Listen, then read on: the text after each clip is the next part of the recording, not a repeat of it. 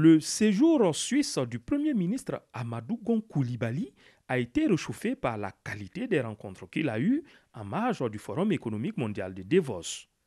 Tony Blair, Gordon Brown, d'un ancien Premier ministre à un autre, la Côte d'Ivoire a joué la carte de l'économie et de l'éducation. Et d'abord saluer les efforts de la Côte d'Ivoire, qui est un des pays qui a le plus consacré d'efforts et de moyens à l'éducation, à tous les niveaux, éducation primaire et secondaire, l'idée d'apporter l'éducation à tous les enfants de Côte d'Ivoire. Et donc l'objectif de la réunion de ce matin était de voir comment contribuer à cet effort exemplaire en Afrique. L'ancien Premier ministre britannique met à la disposition de la Côte d'Ivoire un moyen de financement innovant et pour cause. La Côte d'Ivoire consacre déjà énormément de moyens à l'éducation, à peu près 5% de son produit national brut, de la richesse produite chaque année, 22% de ses dépenses publiques, c'est déjà important.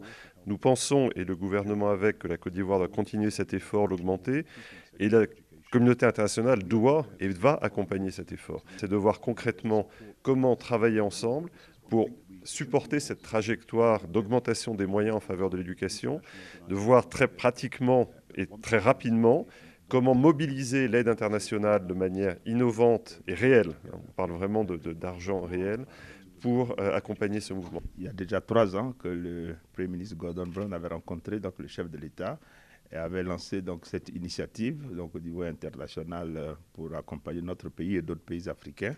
Donc, par rapport à la question de l'éducation. Et la semaine dernière, il a rencontré M.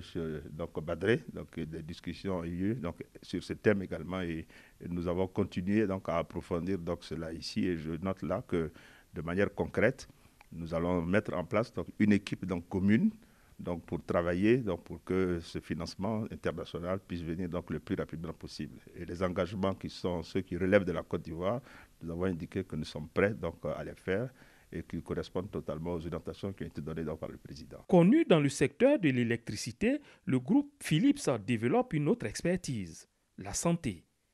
Il affiche ses ambitions en Côte d'Ivoire. Comment on peut aider vous à améliorer le système santé au niveau de premier contact dans la commune, où il est très important, selon le président et nous aussi, nous sommes d'accord, d'améliorer la situation là, pour améliorer, donner accès à la service santé dans une distance de moins de 5 km.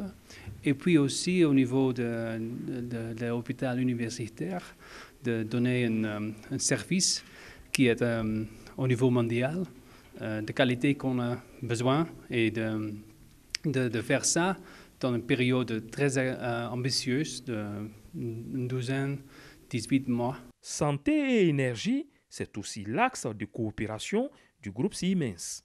Il s'agit d'un projet entre la Côte d'Ivoire et l'Allemagne qui a été signé à Berlin l'année dernière.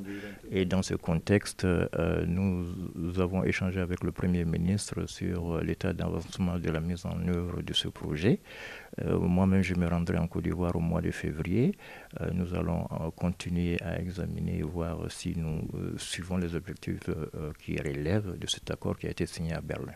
200 millions d'euros, soit 132 milliards de francs CFA, montant chiffré de cette coopération. Le gouvernement allemand va apporter 100 millions et Siemens va apporter 100 millions d'euros. Le Premier ministre a également reçu le conseiller fédéral suisse Schneider Ammann avant de quitter la Suisse. Rendez-vous fin janvier 2019 pour le 49e Forum économique mondial de Davos.